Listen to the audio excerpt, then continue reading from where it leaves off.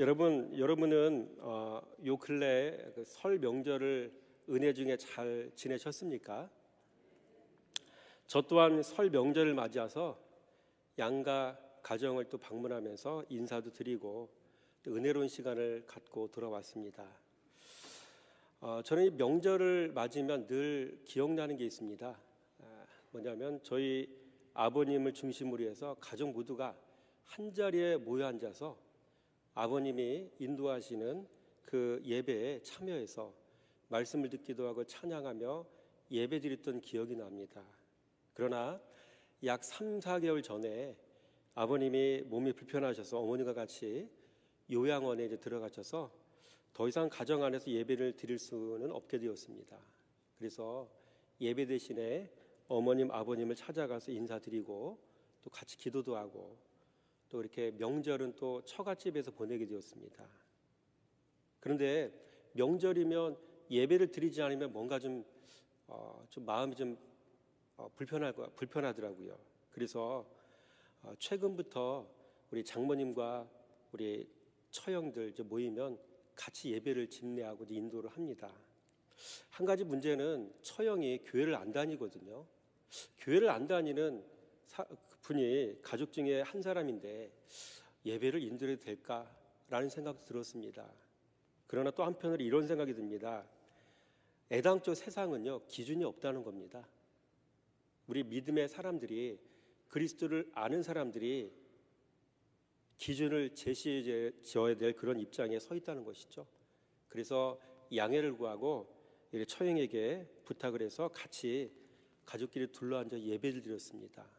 소위 말하는 은혜라는 것들이 우리 장모님에게도 있었고 우리 교회를 다니지 않는 우리 처형에게도 은혜가 좀 있었던 것 같습니다. 여러분, 성경에 나오는 말씀이 다 진리의 말씀이기 때문에 살아가는 이야기고요, 바르게 살자는 이야기고요, 영생을 얻는 그런 이야기지 않습니까? 축복받는 얘기 아닙니까? 어느 누가 그런 말씀을 들으면서 기쁘지 않겠습니까? 그러나 반대로 저희 아들과 딸이 조금 마음을 불편하게 하더라고요. 예배를 드리는데 적극적으로 참여하지 못하고 말씀을 읽어도 잘 따라서 읽지 못해주고 좀 서운한 마음이 있었는데 그것 가지고 뭐라고 나무라지는 않습니다. 왜 그러냐면 신앙생활 한다는 게요, 나이가 좀 들어야, 인생을 좀 알아야 신앙생활 좀 발휘할 수 있을 것 같습니다. 산전수전 공중전을 어느 정도 겪어야 인생이 뭔지를 알고 우리가 무엇을 위해 살아야 될지 알고, 여러분 그러지 않겠습니까? 아이들은 그냥 예배자리에 참여해서 앉아 있어 주는 것만으로도 고마운 거죠. 너무 많은 걸 기대하지는 않습니다. 아무튼 이렇게 설 명절을 예배를 드리면서 은혜롭게 잘 시작을 하게 되었습니다. 여러분의 삶 가운데도 하나님께서 가장 기뻐하시는 예배가 삶의 중심이 되는 은혜가 있어지기 원합니다.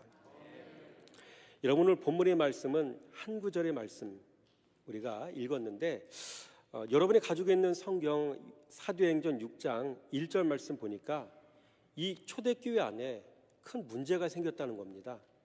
우리 사도행전 6장 1절 말씀을 같이 한번 읽어보도록 하겠습니다. 시작. 그때 제자가 더 많아졌는데 헬라파 유대인들의 자기의 과부들이 매일의 구제에 빠짐으로 히브리파 사람을 원망하니. 원망의 문제가 교회 안에 생겼습니다. 여러분, 초대교회는 이렇게 큰 갈등의 문제가 생겼습니다. 갈등의 내용을 들여다보니 유치하게도 먹는 음식에 관한 문제였습니다. 그래서 헬라파 유대인들의 과부들이 매일의 구제에서 빠졌던 것이죠. 헬라파 유대인들의 과부들만 빼놓고 나머지 과부에게 음식을 나눠준 거예요. 그러니 헬라파 유대인들을 두둔할 수밖에 없는 사람들이 얼마나 마음이 불편했겠습니까? 그래서 헬라파 유대인의 과부들에게 음식이 분배되지 않았습니다. 그래서 공동체 안에 원망과 시비거리가 생겨나게 된 것입니다. 여러분, 그러면 왜 성도들이 이런 작은 문제로 서로 갈등하게 되겠습니까? 여러분, 성도의 심령에 은혜가 떠났기 때문입니다. 성도는 은혜가 떠나면 그 심령이 메말라집니다. 그리고 마음이 강팍해지고요. 그리고 성품도 사나워지는 겁니다. 언어가 또 거칠어지는 것이죠. 그래서 은혜 아니면 살 수가 없네 라는 찬양이 나온 것 아니겠습니까? 은혜를 잃어버리면 우리는 살맛이 안 나는 겁니다. 물질은 없어도 좀 불편할 수 있어도 살 수 있습니다. 그러나 우리 마음속에 하나님의 은혜가 떠나면 살 수가 없는 겁니다. 그러니까 이런 걸 알기 때문에 여러분이 이 자리에 나온 거 아니겠습니까? 집에서 누워서 잠을 자면 얼마나 육신이 편하겠습니까? 그러나 성도는 영적인 존재이기 때문에 하나님의 진리의 말씀을 머금지 않으면 그 심령이 불편해지는 거예요. 생명을 머금어야 영이 살아나는 거고 우리 마음과 생각이 온전하게 건강하게 되어지는 것입니다. 그래서 여러분들이 교회에 나온 것은 지혜로운 선택인 줄 믿습니다. 그래서 오늘 초대교인들은 우리에게 은혜가 떠나간 모습을 보여주고 있습니다. 그래서 성도는 이런 걸로 진단하는 겁니다. 언어와 성품으로 그 성도의 심령을 진단하는 것이죠. 그래서 언어와 성품을 보면 그 심령이 평가가 되어지는 것이죠. 이 언어와 성품이 리트머스 종이와 같은 겁니다. 갖다 들이대 보면 그 상태가 바르게 진단이 되어지는 것이죠. 자, 그렇다면 교회가 문제에 봉착했을 때 교회 사도들은 어떤 결단을 내렸습니까? 이 말은 무슨 얘기냐면 가정 안에 큰 문제가 생겼을 때 이 가장의 결단은 어떠해야 되겠느냐라는 질문이 되기도 하는 것이죠. 우리 4절 말씀 한번 읽어보겠습니다. 시작. 우리는 오로지 기도하는 일과 말씀 사역에 힘쓰리라 하니. 여러분, 사람은 문제가 생길 때 그 문제를 통해 깨달음이 있어야 됩니다. 감사하게도 초대교회 사도들은 문제의 원인을 정확하게 파악했습니다. 기도하는 일과 말씀 사역을 제쳐두었던 자신들이 문제의 원인이었음을 분명히 깨달았다는 것입니다. 그리고 이 사도들이 기도와 말씀 사역의 자리로 돌아갔을 때 여러분, 교회는 어떤 변화들이 일어났습니까? 우리 7절 말씀 한번 읽어보겠습니다. 시작. 하나님의 말씀이 점점 왕성하여 예루살렘에 있는 제자의 수가 더 심히 많아지고 허다한 제사장의 무리도 이 도에 복종하니라. 아멘. 허다한 제사장의 무리도 이 도에 복종하니라. 허다한 무리는 세상이죠. 무리는 허당 인생이죠. 제가 몇 주 전에 설교하면서 말씀드렸던 무리는 늘 무리수를 두고 살아가는 겁니다. 여러분, 세상은 기준이 없습니다. 그래서 기준을 말해주는 사람이 있어야 되겠죠. 그래서 누군가가 절대 기준을 말해주면 세상은 놀랄 수밖에 없는 겁니다. 무질서한 세상 속의 질서를 얘기하니, 기준을 얘기하니 놀라는 것이 당연한 것이죠. 지난주에 롯데그룹의 계열의 한 가족분을 제가 만난 적이 있습니다. 여자분 한 분을 만났는데 수행원 2분까지 같이 따라서 왔더라고요. 굉장히 부담스럽고 어려운 자리였습니다. 이분의 직분 자체를 어떻게 불러야 될지, 남편이 정치하시는 분이라 여사라고 불러야 될지 아니면 성도라고 불러야 될지 물었습니다. 그랬더니 그냥 편할 대로 부르라고 하시더라고요. 그래서 교회를 다니지 않는 분이기 때문에 이것저것 이야기를 했습니다. 그래서 혈액형이 어떻게 되느냐니, 또 자녀 교육은 어떤 문제가 있느냐니, 이것저것 이야기를 풀어가면서 제 마음속에 이 말은 꼭 해주고 싶다라는 감동이 오는 말씀이 있었습니다. 그게 바로 에스더서에 나오는 말씀이었습니다. 여러분, 에스더에서 보면 아하수엘의 왕이 나오지 않습니까? 아하수엘의 왕은 나라를 통치하는 절대 권력자였습니다. 우리나라로 말로 표현하자면 대통령급에 해당되는 사람이겠죠. 전국 117도를 다스리는 그런 강력한 권세를 가지고 있는 왕이었습니다. 이 아하스의 왕의 통치 원리가 있다는 것이죠. 첫째, 나라를 다스리고, 그래서 에스더서의 말씀 보면 초장부터 127도를 다스렸다고 얘기해요. 어주가 한이 없었다고 얘기해요. 왕으로서, 통치자로서 인격이 이 정도 된다는 얘기를 자랑하는 거죠. 거기서 큰 나라 다스리죠, 인격적이죠. 여기까지는 좋았습니다. 그 다음에 통치 원리가 뭐냐면 가정 문제였습니다. 이 왕의 잔치를 배설하는데, 그래서 왕후를 불렀습니다. 와스티를.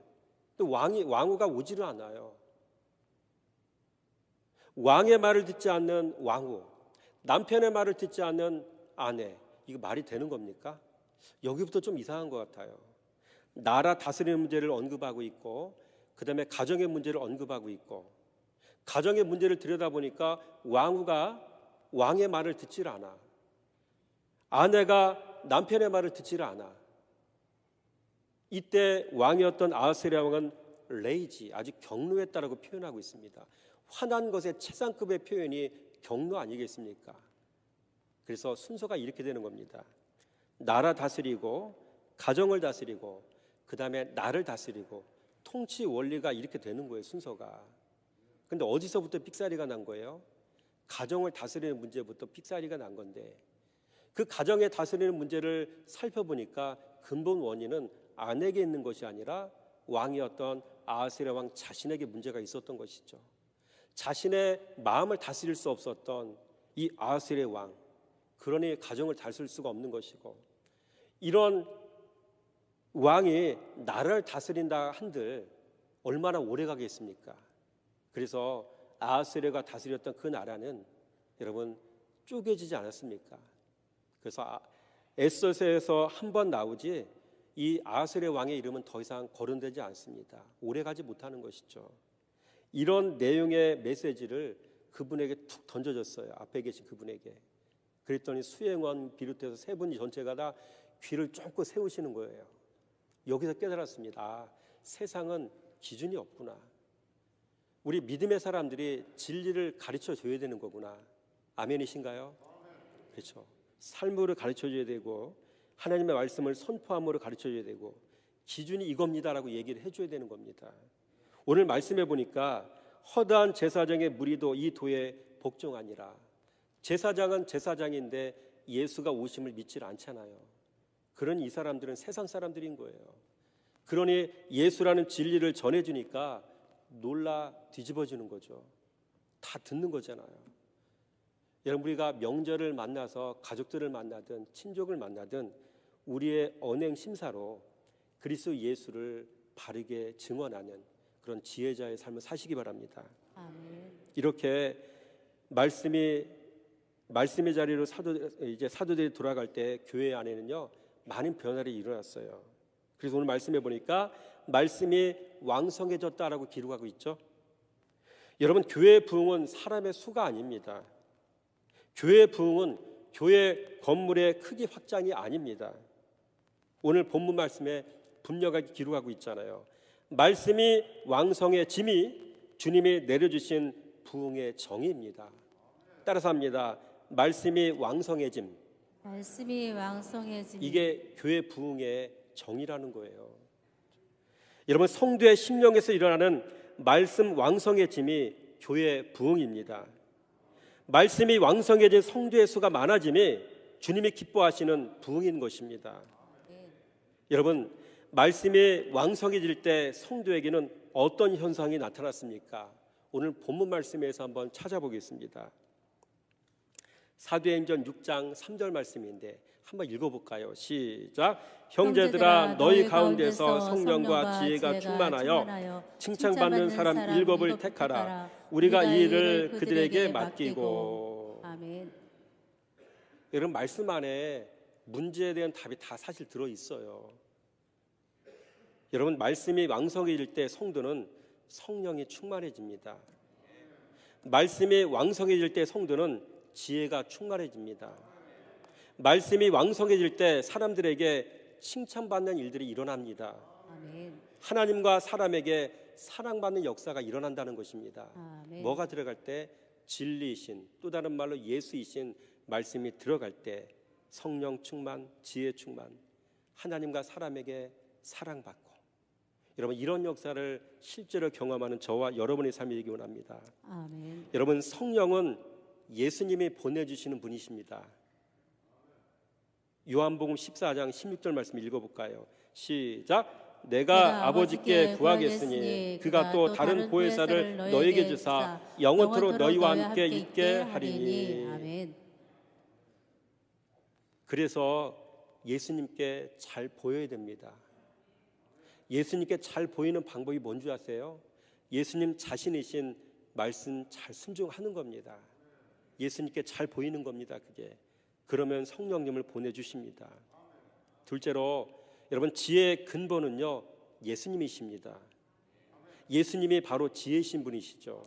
아멘. 잠언 8장 12절 말씀 시작. 나 지혜는 명철로 주소를 삼으며 지식과 근신을 찾아 얻나니. 나 지혜는, 나는 바로 예수 그리스도입니다. 예수 그리스도는 말씀이시죠. 그래서 예수님이 지혜의 근본이시다는 이야기가 되는 것이죠. 셋째로 하나님과 사람에게 사랑스러워 가신 분이 누구실까요? 예수님이시잖아요. 누가복음 2장 52절 말씀 시작. 예수는 지혜와 키가 자라가며 하나님과 사람에게 더욱 사랑스러워 가시더라. 아멘. 성도는 예수가 깃들면 예수님처럼 하나님과 사람에게 사랑스러워져 가는 것을 믿으시기 바랍니다. 그러므로 예수님을 붙잡으려면 바로 말씀을 사랑하면 되는 겁니다. 그래서 초대교회 가운데 성령과 지혜가 충만하여 칭찬받던 사람들은 죄다 말씀을 사랑했던 사람들입니다. 사람을 만족시키고 또 하나님을 기쁘시게 할 수 있는 유일한 방법은 바로 말씀 사랑하는 일밖에 없다는 것을 깨달으시기 바랍니다. 여러분 이런 걸 깨닫는 게 지혜인 것입니다. 자, 그렇다면 교회 일은 어떤 사람이 해야 되겠습니까? 아무나 교회 일을 하면 안 되는 겁니다. 3절 말씀 시작. 형제들아 너희 가운데서 성령과 지혜가 충만하여 칭찬받는 사람 7을 택하라. 우리가 이 일을 그들에게 맡기고. 여러분 이 조건을 충족할 수 있는 사람은 딱 한 사람밖에 없어요. 바로 말씀 사랑하는 사람인 것이죠. 교회 일은 말씀 사랑하는 사람이 해야 탈이 없습니다. 교회 일은 말씀 사랑하는 사람이 해야 모든 일에 원망과 시비 없이 일이 진행되는 것입니다. 말씀 사랑하지 않으면 절대로 주님의 일을 하지 마세요. 문제만 커집니다. 자, 그렇다면 지혜가 충만하고 성령이 충만한 사람들의 공통점은 무엇이겠습니까? 바로 죄다 말씀을 사랑한다는 겁니다. 말씀 사랑하다 성령 충만하게 되고, 말씀 사랑하다 지혜를 만나게 되고, 말씀을 사랑하다 하나님과 사람 앞에서 존귀한 자가 되기 때문입니다. 그렇다면 교회가 부흥하려면 어떻게 해야 되겠습니까? 7절 말씀이죠. 시작. 하나님의 말씀이 점점 왕성하여 예루살렘에 있는 제자의 수가 더 심히 많아지고 허다한 제사장의 무리도 이도에 복종하니라. 하나님의 말씀이 점점 왕성하여, 오늘 본문 말씀의 하이라이트가 되는 부분입니다. 여러분 교회가 부흥하려면 말씀이 전해져야 됩니다. 둘째, 교회가 부흥하려면 말씀이 왕성해져야 됩니다. 여러분 왕성하여라는 말이 나오죠. 이 왕성하다는 말의 헬라 원어로 아욱사노입니다. 아욱사노는 내적인 성장과 외적인 성장 두 가지를 다 의미하는 것이죠. 그래서 이 대목을 보면서 제가 깜짝 놀란 게 있습니다. 교회가 아욱사노했다라고 얘기하죠. 말씀이 아욱사노했다고 얘기하잖아요. 이 아욱사노라는 말을 어디서 썼냐면 누가복음 2장 40절 말씀에 예수님이 자라는 과정 속에서 예수님이 자랐다는 표현에 아욱사노를 쓰고 있다고요. 그래서 이 아욱사노라는 말은요, 내적인 성장과 외적인 성장 두 가지를 다 의미하는 것입니다. 여러분 성도는 그 심령에서 말씀이 자라야 아욱사노 하는 것입니다. 성도는 그 심령에서 말씀이 자라야 왕성해지는 것입니다. 결론입니다. 그렇다면 교회 부흥의 정의는 무엇이겠습니까? 말씀이 왕성해져 제자의 수가 늘어나는 일이 부흥인 것입니다. 하나님의 말씀이 점점 왕성하여 제자의 수가 더 심히 많아지고, 그렇죠? 결국 말씀 제자 많아짐이 교회 부흥인 것입니다. 사람의 머릿수가 늘어나는 것이 부흥이 아니라 말씀 제자 늘어나는 것이 교회 부흥인 것입니다. 마무리입니다. 여러분, 바라기는 2024년 한 해를 열어가는 우리 숭일교회가 말씀 가르치고 말씀 배우는 사역이 왕성하게 일어나서 초대교회 부흥 역사가 재현되기를 소망합니다. 아멘. 그래서 성도들의 심령마다 말씀이 아욱산우하여 하나님과 사람에게 사랑 써져가는 역사가 일어나는, 그래서 진정한 부흥의 역사가 일어나는 한 해가 되기를 축원합니다. 아멘. 기도하겠습니다. 할렐루야. 하나님 감사합니다. 어린아이에게 성장통이 있듯 초대교회도 성장통이 있었습니다. 초대교회 사도들은 진리를 가진 사람들이었습니다. 진리를 가졌기에 큰 권능도 나타났고 표적도 나타났습니다. 그러나 이러한 권능과 표적으로 나타난 교회의 부흥은 주님이 기뻐하시는 부흥이 아니었습니다. 그래서 권능과 표적으로 부흥한 교회 안에는 여러 가지 문제들이 나타날 수밖에 없었습니다. 그래서 아나니아와 삽비라는 거짓말로 하나님을 속이려고 하였고, 교회 안에서는 먹는 문제로 서로 갈등하는 문제가 생겨나게 되었습니다. 성도 개인과 교회 모두가 건강하지 못했습니다. 그러나 사도들이 기도하는 일과 말씀 사역을 다시 붙잡을 때에 교회 안에는 진정한 부흥의 역사가 일어났습니다. 성도와 교회의 진정한 아욱산호가 일어났습니다. 예수 그리스도가 자라나는 역사가 일어났습니다. 그래서 더 이상 유치한 문제로 갈등하지 않게 되었고, 더 나아가 스데반 집사처럼 예수 그리스도를 붙잡고 살아가다 순교하는 역사까지 일어났습니다. 바라기는 올 한 해 우리 숭일교회가 이런 교회가 되길 원합니다. 성도의 심령마다 그리스도를 배워 아욱산의 역사가 일어나기 원합니다. 그래서 죄를 이기고 그리스도를 위해 자기를 내어줄 수 있는 성숙한 교회가 되길 원합니다. 그래서 주님이 기뻐하시는 교회가 되길 원합니다. 그래서 우리 숭일교회가 세상을 향한 그리스도의 편지가 되길 원합니다. 도우실 줄 믿사오며 은혜와 진리가 되시는 우리 주 예수 그리스도 이름으로 감사하며 기도드렸습니다.